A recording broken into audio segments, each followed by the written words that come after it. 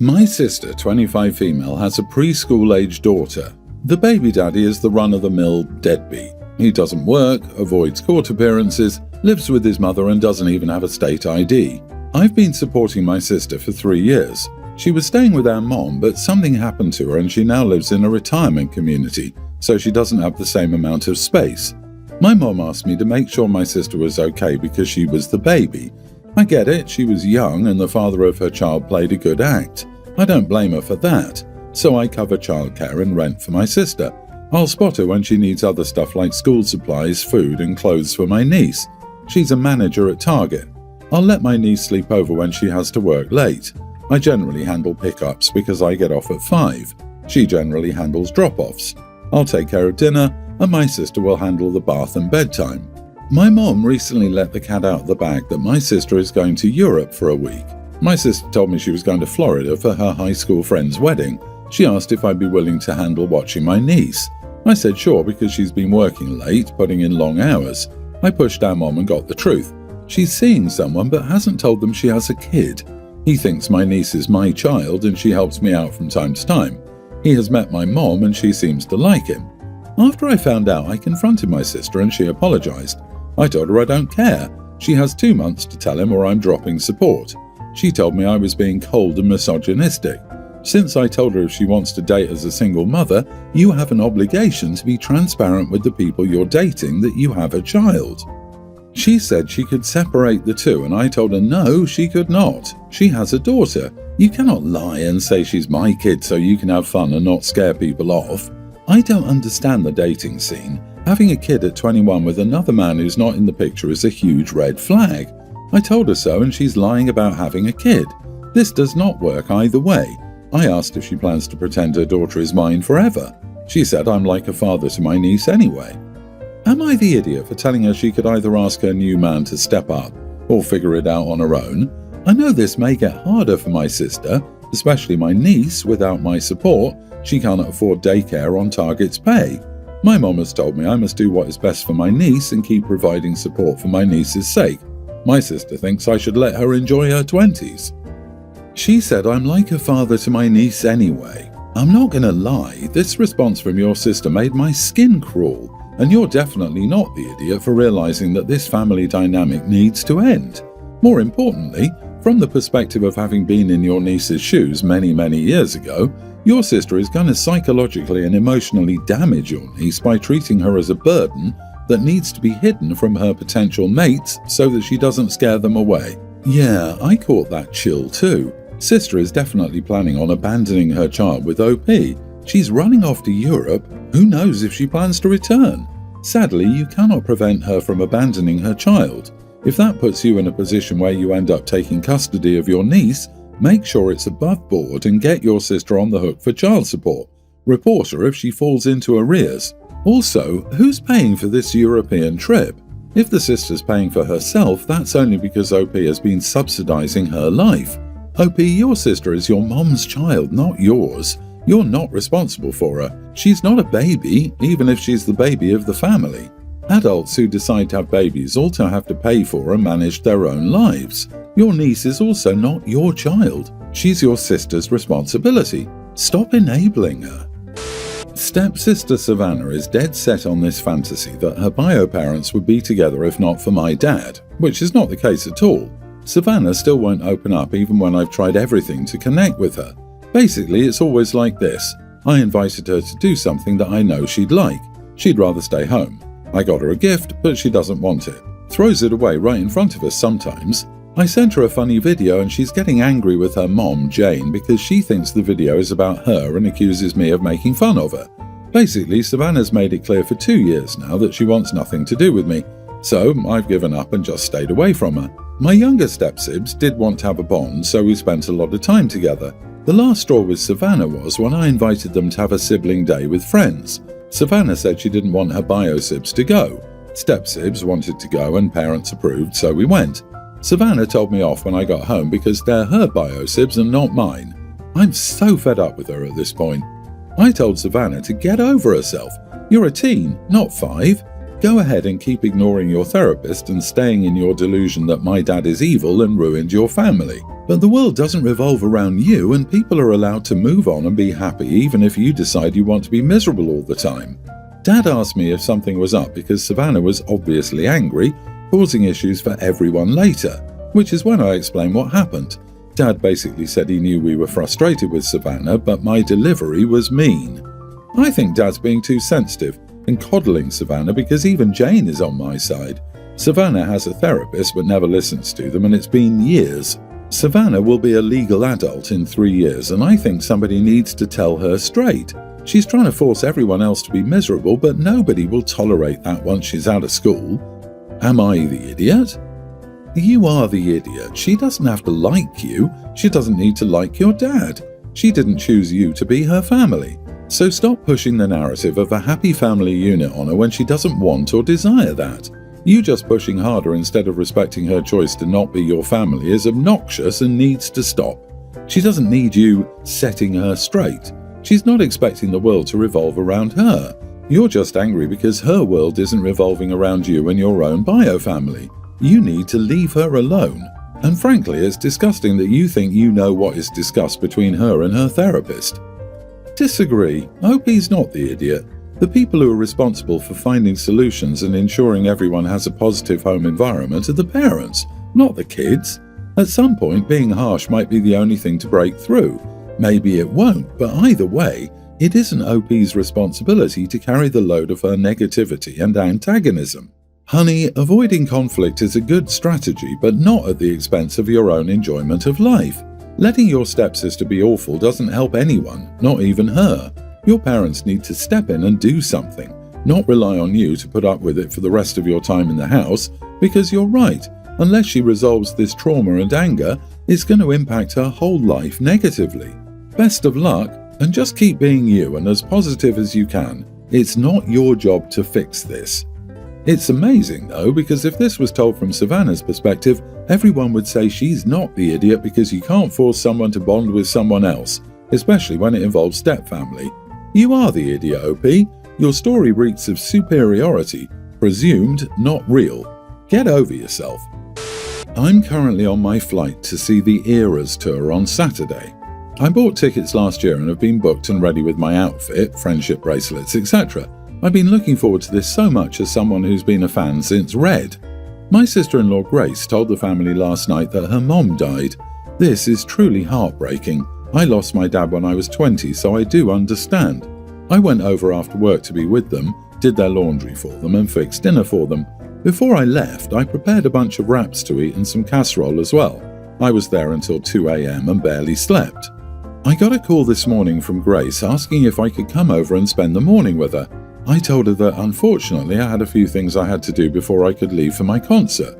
She got very quiet and asked me if I was still going to that. I told her yes, I left in 5 hours for the airport. She said that she couldn't believe I could still think about a concert when she'd just become an orphan with no one in the world but our family, which is true. I told her that I was so sorry and that when I got back I would take a few days off to be with her if she needed me to. But this is something I've been looking forward to, and also my friends coming with me are counting on me for things like the hotel, rental car, etc. She got angry and told me that I was a horrible sister-in-law and she hoped that when my mom died, everyone would abandon me too. I know this is the shock and grief talking, so I'm truly not angry at her. When my dad died, I said some pretty chaotic things too. But as I'm sitting on this flight, I feel so bad. I did everything I could think of before leaving to make the day-to-day banalities of life a little easier for them. There won't be a funeral, so there's no real big planning involved. Am I the idiot for still going on this trip despite my sister-in-law not having many other people to be there for her? Edit, she's my brother's wife and he's supporting her. It will be okay, OP. She's not alone. Not the idiot, you aren't her significant other. You're the sibling of her SO. Your parent didn't die. Not even one directly related to you died. It's weird for her to assume you wouldn't go on your very expensive once-in-a-lifetime trip because she's not related to your parents. If your brother didn't drop all his plans, that would be more of a possible red flag. But not you. Go and enjoy your concert. Also, can adults be orphans? I'm confused. Nope, orphans refer to children who have lost both of their parents. When you're an adult and your parents die, you're not an orphan, because every single one of us will lose both of our parents. That's natural. It's a bit uncommon for children to lose their parents, which is why there's a word for it. I lost my mom when I was 27. Looking back, the thing I needed the most were friends and people who loved me and spent time with me in the long term. OP will be there for her sister-in-law in the long term. Grief is a marathon, not a sprint. I, female, share a bathroom with my college roommate, female. This is our second year living together and we've become friends. Today I was planning to shower before going out, but my roommate went into the bathroom to get ready. She typically spends about an hour in there doing hair and makeup. I asked if she could do her makeup in her room instead since I needed to shower. She refused, saying she'd already claimed the space and her stuff was set up. After a brief argument where I pointed out she could do makeup anywhere while I could only shower in the bathroom, I gave up and said I wouldn't shower but said we could discuss it in the future. She said if we were going to talk about that, we needed to talk about the times of day that I shower. She said that I'm home all day and should shower earlier because she's likely to get home. I do take one less class, study at home and work mornings, while she works evenings or studies at the library. She said she often comes home when I happen to be showering when I could have done it hours before, and then she has to wait 30 minutes for me. Then she said she thinks I intentionally time my bathroom use to inconvenience her. The reality is, she doesn't have a consistent schedule, so I don't actually know when she's coming home. I shower late because I like to finish my work, walk my dog one last time before bed, and shower after. Something I want to point out is that when she showers before me, I regularly wait over an hour without complaint.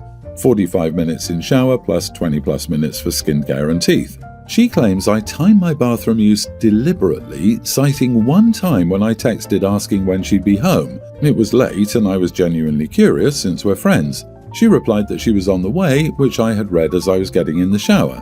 In no way did I intend for that to happen. It just did, and I wasn't going to jump out because she was almost home. She's also upset that maybe 6 times in 2 years I've knocked to quickly use the toilet during her hour-long bathroom sessions. This morning proved my point when I had a sudden and very urgent need for the bathroom during her post-shower skincare routine. Instead of letting me in, she took an extra 5 minutes and accused me of holding it until she was in the bathroom. She's completely unwilling to budge and insists I need to change the time of day when I shower so that she's not having to wait. When I mentioned that my less than 30-minute showers are much shorter to wait on than the hour-long routines, she snapped and said, "We're not putting time limits on the shower." How should I handle this? Am I the idiot for asking her to do her makeup elsewhere since I can only shower in the bathroom and then disagreeing with her shower schedule? Not the idiot. Wow, you need to find a different place to live. She's not your friend. She could easily do her post-shower stuff elsewhere but refuses and then tells you how selfish you are to take a shower before she gets home. Also, who the heck takes a 45-minute shower? If she needs that long, shaving or whatever, she should do it after you. I'd be so bored in a 45-minute long shower. She's now using her time in the bathroom to punish OP for the perceived infraction of showering when OP knows her roommate is on the way home. The roommate is using the bathroom as a power play. Next time OP has an urgent need and their roommate plays games, OP should use the toilet in the roommate's bedroom. However, this situation is unlikely to resolve itself now that the roommate views herself as a victim of OP. This is the way. Play stupid games and win stupid prizes. OP, you're right. She's made up a scenario in her head where you're doing things deliberately to inconvenience her and has decided to punish you for it. There's no real way of coming back from this. In order for her to change her mind, she needs to recast herself in the villain role, and you are, at the very least, neutral. She's not going to do that. People really don't like being wrong and will come up with convoluted ways to blame others. She's clearly done so here. If you can, move. I found out that my husband cheated on me when I was pregnant. Both times. I only found out 3 months ago, and until then we were a very happy family, and my husband is a great dad. Our daughters are teens. They know the reason we're getting a divorce, and that he had 2 affairs with 2 women, but not all the details. They're opposed to the idea of divorce anyway, and they threaten never to see me again if I went through with it, because the offence happened so long ago. I understand that they don't want change and their lives in upheaval. I know all that, but I just can't be with him anymore. I can't even look at him. Nothing is working. Therapy isn't working. and they're adamant about never seeing me again. I haven't seen them in 2 months. We rent a small studio apartment now, and we live every other week in the house with the girls, and the other lives in the studio apartment. The girls refuse to stay with me at the house during my weeks, but they stay in the studio with my husband. The therapist said not to change the arrangement anyway, because I thought maybe I should stay in the studio permanently so they have more room to live. We bought our house in 2003 and it has quadrupled in value, so we're going to be able to have 2 decent homes, even if not as big and beautiful as this one, but it's not like they'll be living in bad conditions. Before all this, they were close to both of us and loved us equally. Now they only love him. Last week they made it clear that if I filed for divorce, they would never see me again. I said I was never going back to him, and they said I made my choice and that they would never see me again. Not the idiot. They're young and scared, which equals poor decisions. They understand that their dad did something bad, but in child logic, you're the one causing the problem because you're the one who wants to change things. It sucks and it's unfair. Hopefully they'll figure it out with therapy sooner rather than later. But no matter what happens, you're not the idiot. You're not doing anything wrong. Yes, exactly.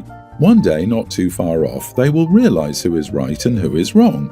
For your husband, it happened years and years ago, but for you, it happened 3 months ago. He's had plenty of time to get over it. It didn't happen to your daughters, so it's easy for them to brush it under the rug and pretend it's no big deal and that you're the bad guy. Teenagers are stubborn and they think they can force your hand. If you give in to this, you would be setting an example that it's okay to submit to abusive or unfaithful relationships if someone applies pressure. It's not something girls should be learning as the norm. I don't know. Do we even believe that it only happened twice and it was years ago? I guarantee you this is just the tip of the iceberg. A man who will cheat on his pregnant wife twice isn't a man who respects her. It just wouldn't surprise me if there were some trickle truths happening and more came out later. I'm worried about what he's saying to them when OP isn't around.